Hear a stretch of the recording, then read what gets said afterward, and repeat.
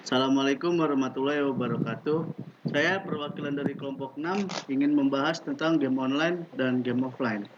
Oke, sebelum masuk pada materinya, yang pertama saya akan menjelaskan nama-nama dari kelompok saya. Yang pertama itu Widya Stuti Wibowo, yang kedua Mian, yang ketiga Muhammad Hamzah, yang keempat Muhammad Bayu, yang kelima Andika Saputra, yang keenam Wahyu Ardiansyah, dan saya sendiri Muhammad Fajar Waryono. Ringkasan eksekutif profil responden dan perilaku bermain game. Mayoritas responden survei termasuk golongan usia remaja atau di bawah 20 tahun. Dengan demikian, persepsi dan sentimen mereka terhadap sebuah game. Dari segi tingkat penghasilan, mayoritas termasuk golongan tidak bekerja. Mayoritas responden berjenis kelamin laki-laki. Perilaku responden dalam bermain game teramati serupa dengan temuan hasil survei. Mayoritas responden tidak bermain game selama lebih dari 2 jam. Ketika ditanya game favorit mereka secara spesifik, mayoritas responden menyatakan bahwa game favorit mereka adalah Mobile Legends. Ringkasan eksekutif persepsi game. Ketika ditanya sebuah alasan menyukai game, terlihat bahwa responden memiliki ketertarikan terhadap game. Akan tetapi, game yang paling banyak digemari oleh responden adalah Mobile Legends. Alasannya adalah Mobile Legends tidak membosankan dan dapat berinteraksi dengan orang lain. Kita masuk ke pendahuluan. Game online maupun offline sudah marak di masyarakat. Peminatnya tidak pandang bulu, mulai dari anak-anak sampai orang dewasa. Dalam memainkannya, terkadang sehingga seringkali masyarakat lupakan waktu. Masyarakat luas, khususnya anak-anak remaja, seringkali mengeluarkan uang hanya untuk bermain game online maupun offline. Tidak tanggung-tanggung jumlah uangnya. Maka dari itu, kami akan membuat survei mengenai pengguna game online maupun game offline.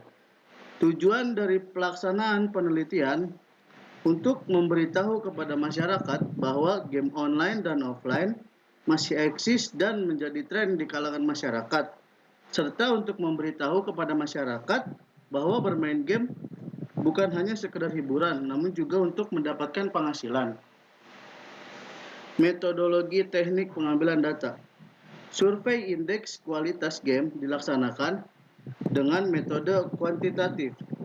Metode kuantitatif yang pertama bersifat angka dan dikuantifikasikan, dan perhitungan sampel ini untuk menentukan frekuensi atau responden tentang survei penggunaan game online dan offline.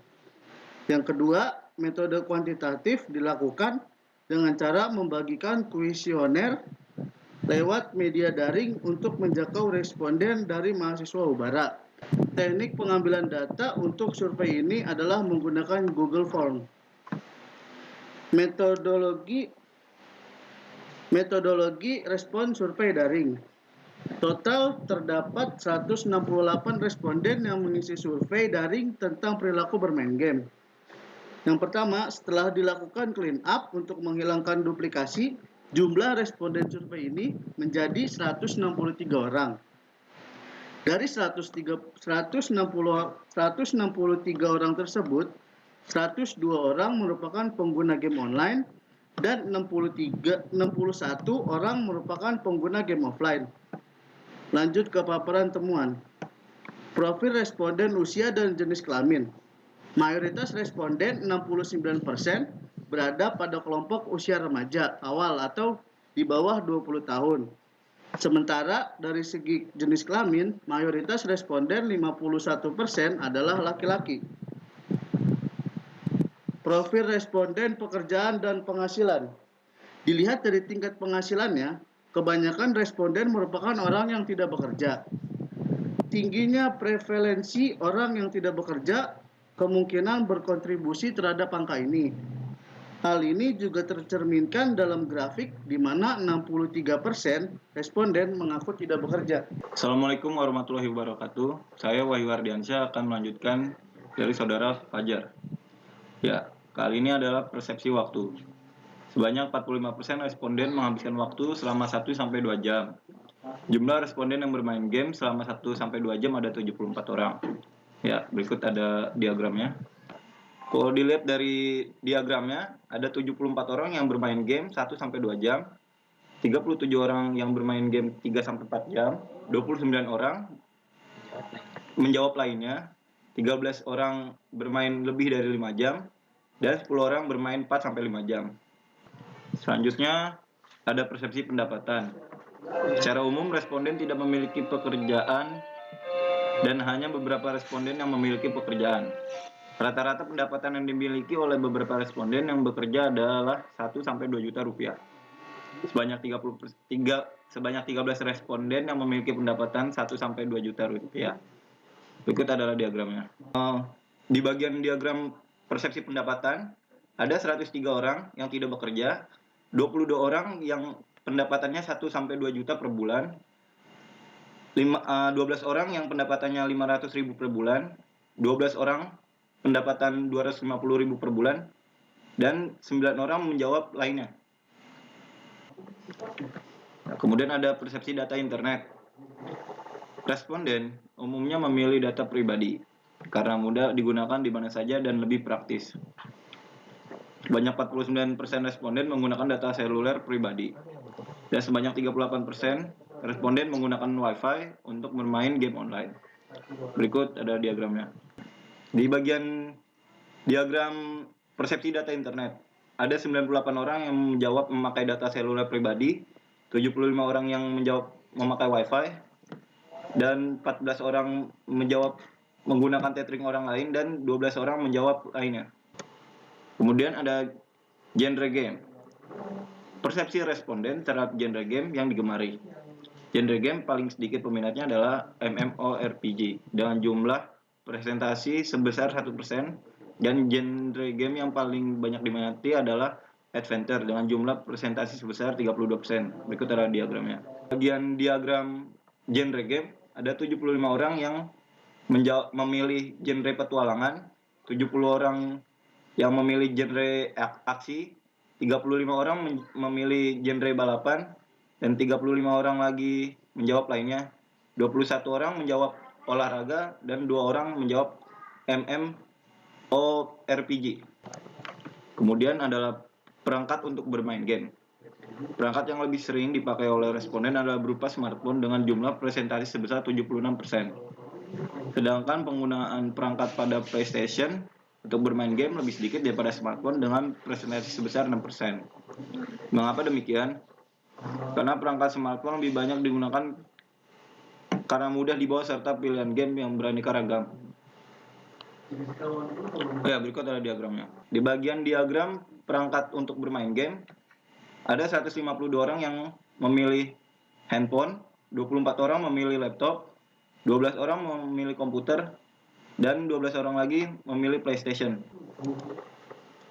Kemudian ada alasan responden menyukai game online dan game offline. Responden menjawab bahwa bermain game online dianggap seru karena dapat berinteraksi dengan orang lain, serta responden sangat suka dengan tantangan yang diberikan oleh game online. Responden juga menjawab bahwa bermain game offline dianggap hemat karena tidak memakai kuota internet serta keuangan para responden tidak boros. Diagram alasan bermain game online. Ada 47 orang menjawab lainnya. 24 orang menjawab seru. 16 orang menjawab berinteraksi dengan orang. 6 orang menjawab gabut. 2 orang menjawab persaingan dan tantangan. Di diagram alasan bermain game offline, ada 27 orang menjawab hemat kuota. 19 orang menjawab lainnya. 14 orang menjawab tidak memakai data seluler, dan 3 orang menjawab tidak boros. Yap, saya di sini akan meneruskan rekan saya yang bernama Wahyu. Jadi kesimpulannya adalah, jadi dapat dikatakan bahwa terdapat temuan-temuan baru di dalam hasil survei kami. Di antaranya, responden menjawab bahwa bermain game dianggap biasa saja dan tidak terlalu penting. Mengapa demikian? Karena seperti yang dilihat bahwa banyak anggapan di luar sana bahwa bermain game itu penting. Namun berbanding terbalik dengan hasil survei yang kami dapatkan, yaitu menjawab biasa saja. Pendapat masyarakat di luar sana, banyak orang yang bermain game hingga 2 jam lebih. Namun, dari hasil survei yang kita dapatkan, bahwa banyak responden menjawab waktu bermain game hanya 1-2 jam. Rekomendasinya adalah yang pertama, jika kalangan mahasiswa tidak bekerja, diharapkan agar tidak terlalu berlebihan dalam bermain game online dan offline, agar tidak terjadi pemborosan data seluler.